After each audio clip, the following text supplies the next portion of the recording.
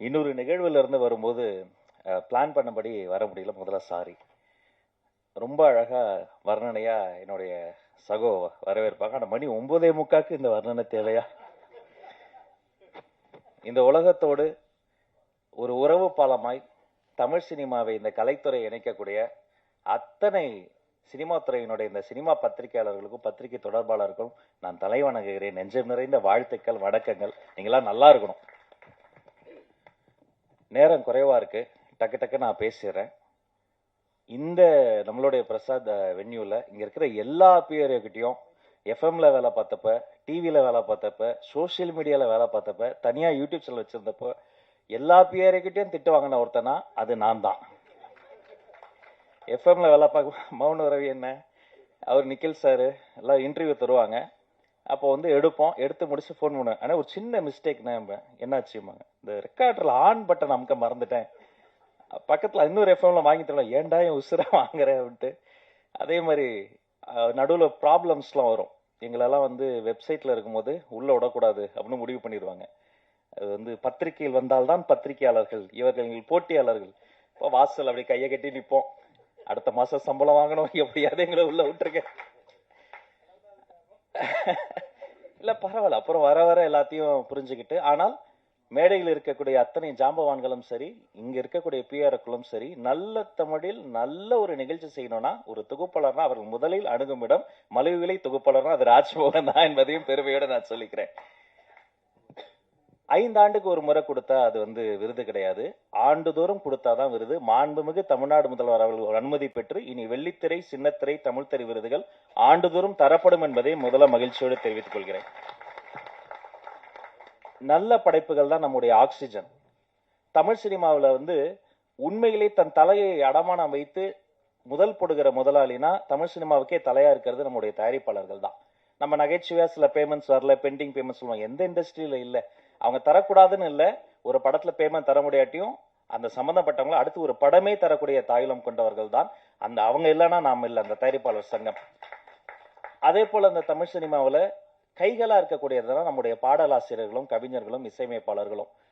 படத்திற்காக ஓடியதா, இளையராஜாவின் பாடலுக்காக ஓடியதான்னு தெரியாத பல ஒண்டர்ஃபுல் மேஜிக்ஸ் வந்து தமிழ் சினிமாவில் இருக்கு. அவங்க இல்லைன்னா நாம இல்லை. இந்த தமிழ் சினிமாவை தாங்கி ஓடக்கூடிய கால்கள் அப்படின்னா எங்களுடைய ஃபைட் மாஸ்டர்ஸும் டான்ஸ் மாஸ்டர்ஸும் அப்படி ரத்தத்தை வேர்வையா கொட்டி ஓடி ஓடி உழைச்சி ஓடிக்கிட்டே இருப்பாங்க. அப்ப இந்த தமிழ் சினிமாவினுடைய வயிறு யாரு? Production department. 5 பேர் இருந்தா கேரவனுக்குள்ள சாப்பாடு, 50 பேர் இருந்தா கேரவன் பக்கத்துல சாப்பாடு, 500 பேர் இருந்தா சாப்பாடு எப்படியாவது போட்டுருவாங்க. காந்தி படத்துல கிளைமேக்ஸ்ல 1,00,000 பேர் நடிச்சிருக்காங்க, இந்தியாவில் ஷூட் நடந்திருக்கு. எப்படி காலைல பிரேக்ஃபாஸ்ட் கொடுத்திருப்பாங்க, மதியம் லஞ்ச் போட்டிருப்பாங்க, சாப்பிட்டு முடிக்கும் கடலை முட்டை எப்படி கொடுத்திருப்பாங்க, யோசித்தே பார்க்க முடியாது. அப்படிப்பட்ட இந்த சினிமாவினுடைய நாடி நரம்பெல்லாம் ஓடிக்கொண்டு இருப்பது இந்த தமிழ் சினிமாவினுடைய அன்சங்கட ஹீரோஸா இருக்கக்கூடிய, இந்த ரத்தமாக இருக்கக்கூடியதுன்னா நீங்க தான், பிஆர்ஓஸ் தான். நீங்க ஓடி ஓடி இங்க போகணும் அங்க போகணும் ப்ரொமோஷன் போகணும் ஓடிக்கிட்டே இருப்பீங்க. சினிமாவினுடைய இதயம் யாரு? உண்மையிலேயே தன்னுடைய இதயத்தை பற்றி கவலைப்படாத இயக்குனர்கள் தான். அந்த இதயம் வந்து ஓடிக்கிட்டே இருக்கும், எப்படியாவது ஒரு நல்ல படத்தை எடுத்துட முடியாதான்னு 40-50 வருஷம் சாலிகிராமத்தினுடைய காவேரி கார்னர்ல சுற்றி கொண்டிருக்கக்கூடிய அண்ணன்களை நான் அறிவேன். இந்த மொத்த சினிமாவினுடைய உடலுக்கு ஒரு அழகான ஒரு ஸ்கின் வேணும் இல்லையா? அது நம்ம மேக்கப் டிபார்ட்மெண்ட். அப்படி அவங்க வந்து டச் பண்ணும்போது அப்படி சாமியை கும்பிட்டுட்டு அந்த ஃபர்ஸ்ட் அப்படி ஒரு பொட்டு வைக்கும் போது நாமளும் ஒரு நாள் பெரிய ஆர்டிஸ்ட் ஆகணும், ஒரு ஆர்டிஸ்டுக்கு ஒரு பெரிய நம்பிக்கை வரும். சரி, இது எல்லாமே இருக்கு. அப்படிப்பட்ட இந்த சினிமாவினுடைய ஆக்சிஜன் யாரு? துணை இயக்குனர்கள். டைரக்டர் இல்லாம கூட ஒரு 2 மணி நேரம் சமாளிச்சு சில ஷாட்ஸ் எடுத்துருவோம். துணை இயக்குனர்கள் இல்லாம ஒரு ஷாட் கூட எடுக்கவே முடியாது. அவங்க வந்து ஒரு பெரிய அன்சங்கடு ஹீரோஸ். இப்படி எத்தனையோ அன்சங்கடு ஹீரோஸ் எல்லாம் அங்க சினிமால இருக்கிறாங்க. அத்தனை பேரோடும் பாராபட்சம் இல்லாமல் பழகக்கூடியவங்க இந்த பிஆர்ஓஸ். அத்தனை பேருடைய பாதி பேருக்கு என்ன தெரியும், அவங்க பேரு தெரியும். நான் கல்யாணம் எப்படி கல்யாணம் பண்ணோம், குழந்தை, எல்லாருமே ஒரு ஃபேமிலி ரீயூனியன் மாதிரி தான் இருக்கு. அண்ணன் நகைச்சுவையா சொன்னாங்க, செல்வமணி அண்ணன். அது என்ன பேமெண்ட் பெண்டிங் நான் சொல்லிடுறேன். அது ஒன்றும் இல்லை, தமிழ் சினிமாவில் எல்லா சங்கங்களும் சேர்ந்து ஒரு நல்ல விழா எடுத்தோம். முத்தமிழறிஞர் டாக்டர் கலைஞர் ஐயா, அந்த பராசக்தி படத்தில் அன்னைக்கு ஒலித்த அந்த ஒரு குரல், அம்பாள் இன்றைக்கடா பேசியிருக்கிறாள் இன்னும் ஒலித்த குரல், அவருக்காக ஒரு 100ஆண்டு விழா எடுக்கணும்னு பிளான் பண்ணி எல்லா சங்கங்களும் ஒன்று கூட்டிட்டாங்க. அப்போ வரிசையாக ஃபோன் வருது. லிங்குசாமி சார் ஃபோன் பண்ணுறாரு, பாண்டியராஜ் சார் ஃபோன் பண்ணுறாரு. எனக்கு என்ன பதட்டனா, சரி இது கலை சேவை தான், பேமெண்ட் வருமா வராதா, நாம வாடகை வர கட்ட. அப்போ நான் என்ன யோசிச்சேன், சரி சார் இந்த வரேன் சார் அதர் சார் அப்படின்னு சமாளிச்சுக்கிட்டே இருந்தேன். திடீர்னு ஒரு பிஆர்ஓ ஃபோன் பண்ணாரு, அண்ணே ஒரு நிமிஷம் உங்ககிட்ட செல்வமணி சார் பேசுறோன்ட்டார். எடுத்தோடனே ஹலோ அப்படின்னாரு. கிளம்பிட்டானே, இந்த கிரீன் பார்க் நோக்கி வந்துகிட்டு இருக்கேன், பக்கத்துல வந்துட்டானே. வந்து அந்த 1 மாத காலம் உழைத்து யாருமே எனக்கு தெரிஞ்சு வீட்டுக்கு போல. அவர் பாண்டியராஜ் சார் எல்லாருமே தயாரிப்பாளர்கள் அதுல ஒர்க் பண்ணவங்க எங்க முன்னாடி அன்சங்கடி அத்தனை பேர் ஸ்கிரிப்ட் எழுதி தள்ளி எல்லாரையும் அங்க மேடையில ட்ரெயினே கொண்டு வந்துட்டோம். சூப்பர் ஸ்டார் ரஜினி சார் வந்திருந்தாங்க, இப்ப ஒரு கமல் சார், மொத்த சினிமாவை அவங்க கொண்டு வந்து கொட்டி இப்படிப்பட்ட ஒரு மனித உழைப்பு இருக்குல்ல, எனக்கு தெரிஞ்சு இப்படி உழைக்கக்கூடிய அந்த ஒரு ஒரு நேர்மையான உழைப்பு இருக்கக்கூடிய ஒரு கலைத்துறை என்று சொன்னால் அது இந்த திரையுலகம் தாங்க. இது இல்லைன்னா இவ்வளவு பெரிய உழைப்புக்கு ஒரு நடமாடும் உழைப்பாளர்கள் சிலை தான். அப்படி இருக்கும்போது நீங்க உரிமையா கேட்கலாம், சேரன் அண்ணாலாம் ஒரு சாதாரண டைரக்டரா நீங்க தவமாய் தவம் இருந்த அந்த படத்துல வர ஒரு காட்சிக்கு அத்தனை தேசிய விருதுகள் நம்ம கொட்டி கொடுக்கணும். அப்படி தரமான ஒரு ஒரு காத்திரமான படைப்புகள். அந்த நீங்க சொன்னீங்களா நாங்க கடன் பட்டிருக்கோம், நாங்க தான் கடன் பட்டிருக்கோம். இது நன்றி கடன் திருப்பி தந்துகிட்டு இருக்கிறோம். நாங்க எல்லாருக்கும் செய்ய வேண்டியது எங்களுடைய நன்றி கடன். எனவே எல்லாமே அது என்னவோ மாண்புமிகு முதல்வர் அவர்களிடம் அனுமதி பெற்று ஆலோசனை செய்து எல்லாம் ஃபர்ஸ்ட் மீட்டிங்லயே வந்து எல்லாம் முடிஞ்சு போகும். திரும்ப கூப்பிட்டார், ராஜ் அப்படின்னாரு. அப்படியே ஓடி போய் சொல்லுங்க சார் அப்படிங்கும் போது அந்த முதல்ல அவர் சொன்ன விஷயமே அந்த இந்த மானியமுக்காக காத்திருக்கலப்பா, சின்ன சின்ன படங்கள்லாம் அது ஏன் பெண்டிங்ல இருக்கு, முதல்ல நல்ல படைப்புகள் இந்த குட்டி குட்டி படங்கள் பாருங்க, எதெல்லாம் பெண்டிங் இருக்கோ அரசு சார்பில் அத்தனை படங்களும் மானியத்தை கொடுத்துருங்க, அவங்க அது டிசர்வ் இட் என்று சொன்ன ஒரு மாண்புமிகு முதல்வருக்கு இந்த நேரத்தில் நாங்கள் நன்றியும் இதன் மூலமாக நான் தெரிவித்துக் கொள்கிறேன். அது மாதிரி அது ஒரு ஒரு இன்னொரு விஷயமும், ஒரு காலத்துல வந்து தமிழ்நாடு தான் சினிமாவுடைய கேபிட்டலா இருந்தது. எல்லா ஷூட்டிங்குமே இங்க நடக்கும். கொஞ்சம் கொஞ்சமா இன்னைக்கு வந்து ஹைதராபாத் போயாச்சு, கொஞ்சம் கொஞ்சமா எல்லாருமே அதர் ஸ்டேட் போயாச்சு. அதுக்கு வேரியஸ் ரீசன்ஸ். அதெல்லாம் பகுப்பாய்வு செய்வது தான் எங்க வேலை. ஷூட்டிங் ஸ்பாட்ல வந்து யாராவது மேனேஜரோ பிஆரோ வந்து ஒரு பர்மிஷனுக்கோ ஒரு 10 பேரை பார்க்கணும், 4 பெட்ரோல் வண்டி காசு தரணும், நோ.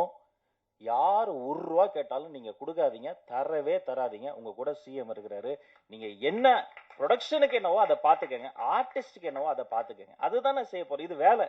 உலகத்துல வேலையை செய்யறதுக்கெல்லாம் யாரும் பாராட்ட மாட்டாங்க. அதனால நாம அப்படி சிஸ்டம் மாறி போச்சு.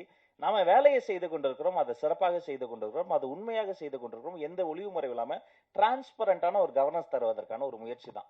ஏன்னா இந்த சினிமா துறையில தான் கருவாகி உருவாகி இன்னைக்கு ஒரு ஒரு ஒரு மாமனிதர் எங்களுக்கு முதலமைச்சராக கிடைச்சிருக்கிறாரு. இதே மாதிரி இங்க பின்னாடி உட்காந்துக்கிட்டு முன்னாடி தெரியாம வந்து எழுந்து நின்ட்டா கேமராமேன் அண்ணன் கத்துவாரு, முன்னாடி வரலன்னா ஸ்பீக்கர் கிட்ட மைக்கு போடலன்னா எங்க ஆபீஸ்ல என்னுடைய மேனேஜர் கத்துவாரு.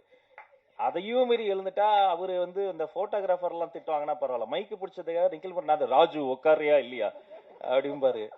எங்க போனாலும் அவ்வளோ போராட்டம். அதுக்கு நடுவுல ஒவ்வொரு இதுவா பின்னாடி இருந்து முன்னாடி வந்து இடம் பிடிச்சி எல்லாம் வந்துட்ட பிறகு திடீர்னு ஒரு ஜூனியர் ஆர்டிஸ்ட் யாரோ ஒருத்தவங்க வந்துருவாங்க, இஃப் யூ கொஞ்சம் அப்படின்ட்டு நம்மளை எழுப்பி விட்டுருவாங்க. அப்படியே பின்னாடி போய் உட்காந்தா ஃபுட்பால் மாதிரி தான் அதவங்க எல்லாம் நிக்கிறாங்க பாருங்க. பாதி நிகழ்ச்சி ஃபுட்பால் மாதிரி நின்றுக்கிட்டு தொத்திக்கிட்டு என்னன்னா என்னைக்காவது ஒரு நாள் நம்ம ஜெயிச்சிரும், எதுலயாவது ஜெயிச்சிரும், பெடந்தாங்கள் பறவை மாதிரி எல்லாத்துலயும் ஓடி ஓடி பறந்து பறந்து இன்னைக்கு அப்படியெல்லாம் போயிட்டு இந்த இடத்துல வந்து நிற்கும் போது சரியெல்லாம் தான் இருக்கு. நாம தானா அமைச்சர் ஆயிட்டோமான்னு பல வாட்டி சரியெல்லாம் இருந்திருக்கு. பட் அதெல்லாம் யோசித்து பார்க்க எங்களுக்கு நேரம் இல்லை. இது ஒரு நல்ல ஸ்டார்ட், இது ஒரு பொன்னான வாய்ப்பு. இந்த மேடையில் எங்கள் அண்ணன்கள் என்னெல்லாம் கேட்டாங்களோ அதை செய்வதற்கு ஒரு பொன்னான வாய்ப்பு. அந்த எண்ணம் தான் முத்துக்காளி அண்ணனுடைய ஒய்ஃபுக்கு ஒரு பிரச்சனைட்டோன்னா அவர் கூப்பிடவே இல்லை. நான் ஓடி போய் முதல்ல அங்க கூட்டு போங்க பாண்டு கேஎம்ஸ்ல போயிட்டு அந்த ஹாஸ்பிட்டல்ல டாக்டரை பிடிச்சி, அவங்க வேற யாரும் கிடையாது எங்களுடைய ஃபேமிலி, அவர் நடிகரா பக்கத்து ஒரு மிகப்பெரிய ஒரு ஒரு கல்வியாளர்னு சொல்லி நின்னதா இருக்கட்டும். அவர் பாவா லட்சுமணன் அண்ணன் கூட எல்லாம் நான் ஒரு படம் கூட ஒர்க் பண்ணதே இல்லை. எம்எல்ஏ ஹாஸ்ல கொடுத்துட்டேன், நீ என்ன ரோட்ல நிக்கிற, நீ வான உள்ள வேணா, கேப்டன் தானா, கேப்டன் சார்பா தானே நாங்கெல்லாம் இருக்கிறோம், அவர் படங்கள்லாம் பார்த்து ஏகலைவனா வளர்ந்தாங்க தானே, நீ நில்லுன்னு சொல்லிட்டோம். பாரதி ராஜா ஐயா மறைந்த போதும் பாக்கியராஜ் சார் மறைந்த போதும் ஓடோடி போய் முதல்ல நின்று முழு அரசு மரியாதை கொடுத்தது எங்க கடமை. அவங்களுக்கு செய்யாம நாங்க வேற யாருக்கு செய்ய போறோம்? ஏன் இந்த எல்லாரும் வந்து சினிமாக்கு இப்படி பண்றோம் அப்படி பண்றோம்லாம் நினைப்பாங்கலாம் சொல்லாதீங்க. நான் பள்ளிக்கல்வித்துறை அமைச்சர். அரசு பள்ளியில படிக்கிற ஆட்டிசம் குழந்தைங்க இருக்காங்க பாருங்க, அவங்கள வந்து என் ரூமுக்கு எந்த குழந்தை வந்தாலும் டக்குன்னு ஒரு குட்டிச்சாரை போட்டு பக்கத்துல உட்கார வச்சிரும், சாக்லேட்ஸ் வந்துடும், ரொம்ப நேரம் பேசுவோம். அந்த அப்பா அம்மா முதல்ல கொஞ்சம் டார்ச்சர் பண்ணுவாங்க, ஏய் அமைச்சருக்கு வணக்கம் சொல்லு, அதை சொல்லு, இதை நான் சொல்லுவேன், நீ கொஞ்சம் நேரம் சும்மா இருக்க சொல்லு, நீ அப்படி உட்காரு, நீ ஒன்றும் ஜாலியா பேசிட்டு இருப்போம். ஆட்டிசம் குழந்தைகள் வந்தா அந்த இடம் ரொம்ப சிரமமா இருக்கும். இப்ப நம்ம இப்படி டெக்கோரமா பேசுறோம்ல, அவங்களுக்கு அது புரியாது. நம்ம கண் பார்த்து பேசுவோம், அவங்க ஃபேன் பார்த்து பேசுவாங்க, திடீர்னு கத்துவாங்க, மத்த சின்ன சத்தம் கேட்டா பேனிக் ஆவாங்க. அந்த பேரண்ட்ஸ் வந்து இன்னும் டஃப்பான ஒரு ஒரு லைஃப்பை வந்து மேற்கொள்வாங்க, அழுவாங்க லிட்டரலா, ஏன் இப்படி வந்தது என்ன பண்றதுன்னு தெரியாம. அப்போ ஒரு நாள் வந்து ஒரு அதிகாரி வந்து ஒருத்தர் வந்து சொன்னார், ஒரு நல்ல ஐடியா கொடுத்தார். நம்ம எம்ஜிஆர் ஃபிலிம் இன்ஸ்டிடியூட்ல அரசு பள்ளியில் படிக்கும் ஆட்டிசம் குழந்தைகளை செலக்ட் பண்ணி போய் அவர்களுக்கு ஒரு உலக சினிமா போட்டோம். சரி, இதையே தொடரணும்னு இந்த கலையை அந்த குழந்தைகளை கொடுக்கணும்னு இனி மாதந்தோறும் அரசு பள்ளி ஆட்டிசம் குழந்தைகளுக்கு உலக சினிமா போடுவது என்று முடிவெடுத்து அதை நாங்கள் தொடங்கிவிட்டோம். நாங்கள் பேசும்போது எங்களோட பேசாத அந்த குழந்தை அந்த சினிமால வர மீனோடு பேசுது, மானோடு பேசுது, அவ்வளவு சந்தோஷம், சிரிச்சு விளையாடுது. அந்த இன்டர்வல் பிளாக்ல போய் அந்த குழந்தைங்க பேரண்ட்ஸ் எல்லாம் பார்க்கும்போது தான் தெரிஞ்சது அந்த குழந்தைகளுக்கு மட்டும் இல்ல, அந்த அப்பா அம்மாக்கே ஒரு பெரிய ரிலீஃப். ஒரு பப்ளிக் பிளேஸ்ல அவங்களுக்கு ஆக்சஸ் இருக்காது, டக்குன்னு பேனிக் ஆவாங்க அந்த குழந்தைகள் பிஹேவ் பண்றத வச்சு. அத்தனை பேர் கட்டி பிடிச்சி கைப்பிடிச்சு நன்றி சொல்லும் போது நான் நினைத்து பார்க்கிறேன், கிட்டத்தட்ட அது மாதிரியான அந்த குழந்தைக்கு எனக்கு என்ன வித்தியாசம், என்ன பண்றேன்னு எனக்கே தெரியாம ஏதோ பண்ணேன், கிடைச்ச எல்லா வேலையும் பண்ணேன். ஆனா இன்னைக்கு வந்து நிக்கிற இதெல்லாம் பண்றேன்னு சொன்னா அது இந்த திரைக்கலை தந்த ஒரு ஒரு ஒரு வலிமை, அந்த இதயத்தை தொடக்கூடிய ஒரு ஒரு உணர்வு, நல்ல படைப்புகளை பார்த்து படித்து கேட்டு வளர்ந்தது. இதையெல்லாம் இப்படியெல்லாம் செய்யணும்னு நினைத்து என்னுடைய மாண்புமிகு முதல்வர் எனக்கு கொடுத்த ஒரு நல்ல வாய்ப்பு, அவர் வைத்த நம்பிக்கை, நீங்கள் எல்லோரும் வைத்திருக்கிற நம்பிக்கை, இதை நான் நிச்சயமாக காப்பாற்றுவேன். கடைசி மூச்சு வரை நேர்மையாக வேலை செய்து உங்கள் அத்தனை பேரினுடைய கோரிக்கையும் மாண்புமிகு முதல்வரிடம் அனுமதி பெற்று நிறைவேற்ற என்னாலான எல்லா முயற்சிகளையும் செய்வேன் என வாழ்த்தி வணங்கி விடைபெற்று செல்கிறேன். அனைவருக்கும் நன்றி. Thank you so much.